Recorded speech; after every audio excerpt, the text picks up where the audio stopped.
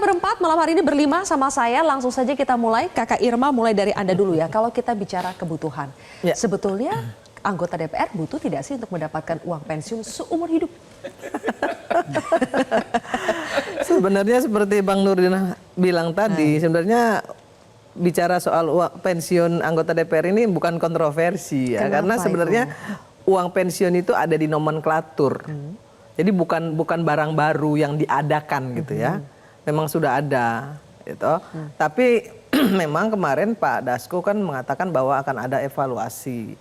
Saya sepakat, saya pribadi sepakat ya untuk ada evaluasi karena untuk anggota DPR misalnya yang satu periode kemudian dapat tunjangan pensiun seumur hidup itu juga menurut saya juga membebani keuangan negara lah ya, nggak fair juga gitu. Apalagi yang misalnya yang PAW hanya 1 tahun atau setengah tahun itu tetap dapat pensiun juga seumur hidup, itu juga nggak fair menurut saya.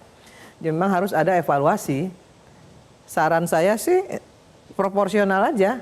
Kalau dia pengabdiannya hanya 5 tahun, 1 periode ya uang pensiunnya juga 1 periode. Kalau dia 2 periode ya 2 periode. Kalau dia 3 periode mengabdinya ya 3 periode. Sesuai dengan masa pengabdiannya saja. Oke, ini terutama tidak fair bagi yang mereka hanya menjabat sebentar saja. Mau itu 1 periode atau PAW, itu yang tidak fair khususnya bagi mereka ya. Betul. Tapi kalau bagi yang sudah lebih dari 1 periode, Kakak Irma menilainya bagaimana? Fair-fair saja? Saya kira nggak ada juga ya orang yang umurnya 100 tahun, Sylvia. Ya, dia jadi anggota DPR misalnya dari umur 45 tahun atau 40 tahun. Ya paling dia umur 60 juga mohon maaf ya. Ya udah selesai juga. Gitu. Kalau dia 3 periode ya kasih 3 periode lah. Kalau dia 2 periode kasih 2 periode. Tapi ini pengertian seumur hidupnya kan sampai meninggal dunia begitu sampai ya? Sampai meninggal dunia. Oke. Kalau menurut Bang Nurdin, tadi saya bicara soal kebutuhan ya. Ini kita bicara soal kelayakan. Layak atau tidak sebetulnya anggota DPR untuk dapat uang pensiun seumur hidup? Ini bukan soal kebutuhan dan bukan kebutuhan dan bukan soal layak tidak layak, tapi ini adalah soal penghargaan. Gitu, ya. Kita jangan lihat dari nilainya. Ada orang menganggap ini bukan sesuatu yang penting bagi dirinya, ya, tapi penghargaan sebagai pejabat negara itu patut negara memberikan apresiasi kepada pejabat negara. Nah, saya kira sekarang semua pegawai itu menghadapkan pensiun, itu penghargaan, itu. Nah, kita tidak bisa mengatakan sesuatu apakah ini ada tidak ada atau merata tidak merata, ya. Pemerataan itu tidak boleh kita persepsikan bahwa saya dengan mahkamah saja harus sama. Tidak begitu cara menerjemahkan pemerataan dan keadilan dan ketidakadilan itu. Nah, oleh karena itu menurut saya sangat layak ketika negara memberikan apresiasi kepada negara. Evaluasi oke, tetapi kemudian kalau saya tidak setuju untuk dievaluasi kemudian menghentikan. Karena di dalamnya tidak ada penghargaan. Menghapus penghargaan terhadap seorang pejabat negara yang telah mengabdi. Tapi kalau dievaluasi misalnya 1 periode, yang PAW minimal 1 periode, angkanya sekian. 2 periode begini, 3 periode begini, gitu sebagainya. Dan itu tidak berlaku seumur hidup sebetulnya. Gitu. Saya misalnya pensiun DPR 2004, 2009. Gitu. Terakhir kemarin September, alhamdulillah saya masih hidup kan. Karena saya masuk lagi ke DPR, stop itu uang pensiun itu. Jadi tidak berlaku seumur hidup itu. Tapi kan abang karena kepilih lagi kan. Ya, berarti tidak seumur hidup. Ya kan? Kalau nggak nyalon DPR kan berarti seumur hidup kan dapat uang pensiunnya tidak kan? boleh terjemahkan kayak gitu. Kita harus terjemahkan bahwa penghargaan negara terhadap seseorang yang telah mengabdi untuk bangsa ini. Dan jangan lupa, Sylvia, seorang menjadi anggota DPR itu tidak mudah. Tanya Mbak Irma ini. Apalagi pemilu kemarin, paling brutal sepanjang sejarah bangsa ini. Tidak mudah itu.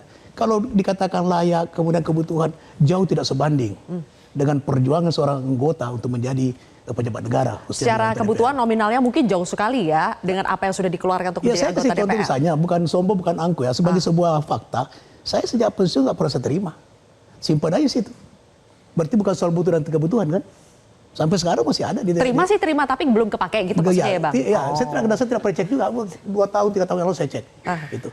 Jadi bukan soal butuh dan tidak butuh, ini soal penghargaan negara terhadap seorang yang mengabdi untuk negerinya, menjalankan aspirasi rakyat, itu penghargaan. Berarti layak ya, layak karena sangat itu berupa layak, penghargaan. Bukan soal butuh dan tidak butuh itu. Oke, tapi ini soal kelayakan terhadap pejabat negara, Mas Adi. Jadi layakkah seorang anggota DPR untuk mendapatkan uang pensiun seumur hidup karena atas nama penghargaan kepada pejabat negara?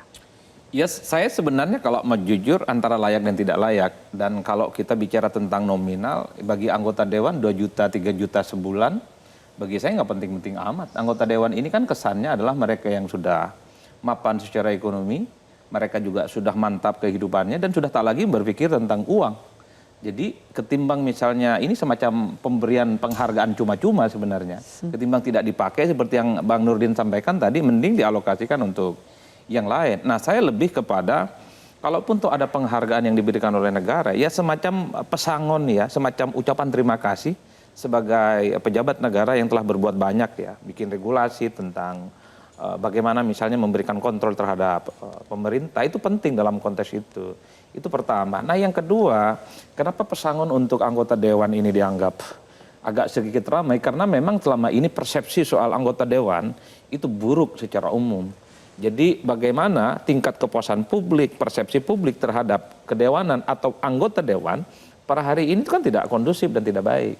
Sangat rendah, dia hampir beririsan dengan partai politik. Apa yang dibayangkan oleh publik, anggota dewan ini dianggap ya kerjaannya itu malas-malasan. Prolegnas tidak pernah tercapai, hidupnya mewah-mewah. Dan mereka secara umum bekerjanya 5 tahun sekali. Ini yang kemudian paradigm shift. Ada perubahan paradigma yang mesti harus diubah. Kalau anggota dewan itu kelihatan adalah memperjuangkan aspirasi rakyat, dia rajin bekerja kepada masyarakat, jangankan seumur hidup tunjangan, bahkan keluarga besarnya pun juga sangat layak untuk diberikan fasilitas-fasilitas yang lain, rumah ataupun fasilitas yang lainnya. Jadi ini tentu tidak dilepaskan karena ada persepsi yang kurang baik terhadap anggota dewan dan DPR secara kelembagaan. Kalau citranya diperbaiki, saya kira masyarakat tidak akan memperdebatkan. Itu soal lagi. Berarti kita publik harusnya memotivasi para anggota DPR, kau dapat pensiun, kinerja perbaiki. Jangan kemudian kita menjustifikasi bahwa kerjanya kurang bagus, yang istilahnya sangat buruk, yang belum tentu sangat buruk kan. Kemudian kita menjustifikasi bahwa tidak boleh kamu dapat tunjangan karena kinerja buruk. Justru kinerjanya harus dorong, kalian ini dapat tunjangan perumahan, tunjangan macam-macam, tunjangan pensiun, perbaiki kinerjanya sehingga publik puas tentang kinerja itu. Betul. Kenapa hanya di DPR yang disorot sebenarnya, Sylvia? Sementara banyak institusi-institusi lain yang sebenarnya juga menggunakan uang negara yang cukup banyak. Seperti pejabat-pejabat BUMN juga banyak, tapi tidak disorot. Karena kerjaan mereka tidak pernah diekspos, beda dengan DPR. Day to day kerjaannya dipantau, siapa yang rajin rapat, siapa yang ke paripurna, siapa yang rapat komisi, siapa yang rapat ke panja. Kalau DPR sepi, sekali aja, itu akan diingat seumur hidup. Ini nih yang mau minta pensiun seumur hidup. Ini yang saya kira, kalau DPR secara kelembagaan diperbaiki, anggota dewan itu selalu menunjukkan wajah yang sangat bersahaja, dekat dengan rakyatnya. Saya kira soal tunjangan seumur hidup, bagi saya itu dianggap sangat layak. Ini soal persepsi bagaimana publik menganggap anggota dewan selama ini tidak sesuai dengan ekspektasi. Itulah yang saya sebutkan, kalau mau jujur, tunjangan semacam ini justru dalam tanda kutip ya, merusak kredibilitas kawan-kawan DPR. Angkanya nggak besar, Sylvia, 2 juta, 3 juta. Mungkin kalau bagi saya, yang rakyat biasa hanya sebatas dosen, tunjangan begitu luar biasa, itu durian runtuh. Tapi bagi anggota dewan, paling dilihat tunjangan itu per 10 tahun sekali, per 20 tahun sekali. Jadi maksudnya, ketimbang kecil angkanya, nggak dipakai juga seperti Bang Nurdin, mendingan tidak usah. Gimana maksudnya? Mendingan tidak usah Bang Nurdin sekalian. Bukan soal disitunya, itu saya bilang tadi, ini bukan soal nilai, bukan soal layak tidak layak, tapi ini soal penghargaan. Sama sekarang kita lihat. Apakah seorang presiden itu butuh perumahan yang kurang lebih 40 miliar? Menurut saya kalau dari sisi itu tidak butuh. Mereka sudah punya rumah yang bagus. Pak SBY, Ibu Mega, Pak Harto dan sebagainya. Tapi kenapa negara memberikan perumahan? Memberikan rumah, bangunkan rumah. Setelah itu nilainya kurang lebih berapa? 20-40 miliar kalau nggak salah itu ya. Nah, itu bukan karena nilainya. Tapi bukan karena tidak layak, penghargaan negara kepada seorang presiden. Gitu. Apa itu seperti kita kalau diganti sedikit jadi pertanyaannya nih Bang Nurdin. Ketika ada kewajiban tentu ada hak. Gitu. Ketika diganti sedikit ya pertanyaannya. Minta penghargaan tapi apa yang bisa menjustifikasi penghargaan itu? Toh kinerjanya banyak dikritik. Jadi bukan untuk maksud apa? saya, dana pensiun itu adalah wujud penghargaan negara terhadap seorang anggota DPR. Soal lain lagi soal kinerja. Kinerjanya rakyat harus mendorong. Menyatakan kepada anggota DPR, kalian dibayar oleh negara, tunjangan katakanlah seumur hidup, perbaiki kinerjanya, perjuangkan aspirasi kami, itu soal lain lagi. Gitu. Jadi jangan kita mengkaitkan sesuatu yang dimana kita menjustifikasi bahwa ini tidak layak. Bang Nurdin bisa memisahkan ya, tapi Kakak Irma kalau rakyat itu pasti melihatnya itu penuhi dulu kewajibannya, baru minta haknya, kan akan seperti itu melihatnya. Iya, sebenarnya kalau kita mau bicara soal kinerja, Anggota DPR itu kerjanya setengah mati juga loh. Tapi kan nggak pernah terpublikasikan satu. Saya bicara sama Sekjen DPR, harusnya ada public relation yang menyampaikan kepada publik apa-apa saja yang sudah dilakukan oleh DPR. Tapi itu nggak dilakukan. Nah itu yang pertama. Dan yang kedua, tadi Adi bilang soal legislasi. Kalau saya nggak setuju DPR itu memproduksi legislasi banyak, tapi kemudian semuanya itu bersayap-sayap. Baru dibikin kemudian masuk MK. Ya. Itu yang kami di Komisi 9 terus terang saya menyampaikan pada teman-teman, kita nggak boleh begitu. Produk kita harus benar, harus bagus, begitu keluar nggak boleh masuk judicial review. Itu baru benar. Jangan ngejar banyaknya aja gitu. Tapi kalau kita ngejar kuantitasnya gitu ya, tapi kemudian begitu keluar langsung masuk judicial review untuk apa juga? Kalau saya berpikirnya begitu jadi nggak perlu ya prolegnas itu tercapai target sekian gitu. Makanya saya bilang sama Balik nggak usah pakai target. Iya kan? Untuk apa kasih target kalau nggak bisa dicapai? Akhirnya yang jelek juga anggota DPR kan? Jadi serba salah nih Kakak Irma. Iya. Nah yang ketiga, anggota DPR itu kan representatif dari partai politik. Kalau ada anggota DPR yang males, partai politiknya harus beri punishment. Nah kan selama ini enggak ada punishment. Tidak ada punishment dan tidak ada juga yang namanya reward. Nah ini menarik ini. Nah harusnya ada punishment dan ada reward. Sehingga kinerja anggota DPR itu bisa terukur gitu loh. Jadi menarik Mbak Irma ini ya.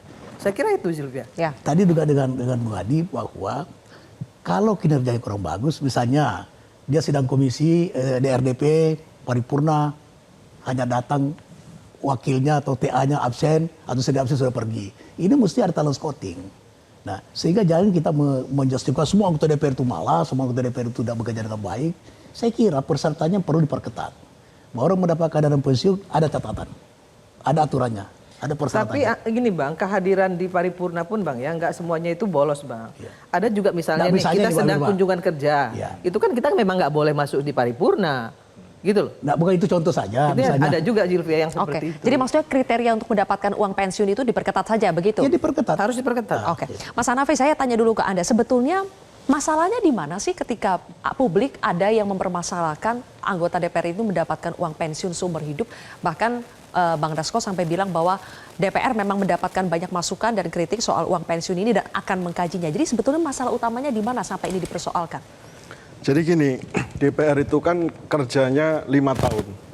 Itu pun kalau yang dilantik dari awal gitu ya. Kalau dia di pertengahan atau di akhir, dia kan kerjanya cuma 1-2 tahun gitu ya. Nah begitu dia kerja 5 tahun, maka dia akan dapat pensiun. Dia cuma kerja 5 tahun, tapi pensiunnya melebihi dari batas waktu dia kerja. Itu yang menjadi permasalahan. Sementara di pegawai-pegawai lain di eksekutif, mereka dapat pensiun dengan memotong gajinya sendiri gitu ya. Tentu dengan ditambah dari subsidi dari negara. Ini yang dinilai tidak adil oleh masyarakat mengenai persoalan dan itu. Dan uang pensiun kalau di institusi lain itu keluar setelah mereka sudah habis memang sudah memasuki umur pensiun. Ya, ketika sudah pensiun baru dikasih. Nah, ini yang menjadi masalah karena kerjanya jadinya nggak proporsional. Saya sepakat tadi bahwa memang harusnya uang pensiun DPR ini proporsional dan ada lembaga sendiri yang mengurusi soal pensiun ini karena kalau tidak begitu nanti akuntabilitasnya tidak bisa dipertanggungjawabkan.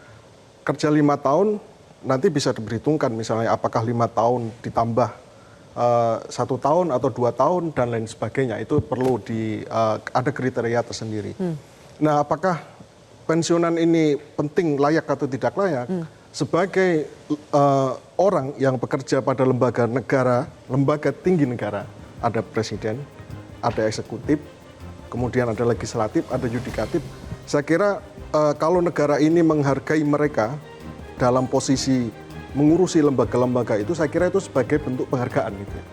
Nah persoalannya sekarang itu surplus penghargaan gitu. Jadi ketika kemarin selesai periode itu kan DPR dapat koin emas itu ya, dapat koin emas, kemudian dapat lagi kemudian uang pensiun dan lain sebagainya. Nah ini yang saya kira bahwa itu sebagai penghargaan iya, tapi jangan sampai kemudian publik mempersepsikan bahwa seolah-olah DPR ini haus penghargaan gitu ya. Anggota DPR ini haus penghargaan. Sementara di sisi lain belum menunjukkan kinerjanya yang memuaskan. Memang kita tahu bahwa di DPR itu adalah proses kebijakan ya, proses kebijakan. Artinya proses itu bisa jadi selesai, bisa jadi tidak selesai, bisa jadi disepakati secara bulat, bisa jadi tidak. Dan itu menimbulkan persepsi yang kadang nggak buruk di mata Tapi publik sedikit itu saya ya. klarifikasi ya soal emas ya. Sebenarnya emas itu cuma 5 gram dan itu bukan bentuk penghargaan ini emas, salah ya. Itu hanya kenang-kenangan yang ada gambar DPR RI-nya. Jadi itu bentuk dari apa ya? Bisa dibilang cenderamata. Dan hanya 5 gram. Hanya 5 gram. Oke, baik. Oke, Bukan intinya emas batangan loh ya, jangan keliru menurut Mas loh ya. Hanafi ada surplus penghargaan. Surplus itu kan pasti akan dibandingkan dengan kinerja lagi, balik-balik kinerjanya sudah sejauh mana ya.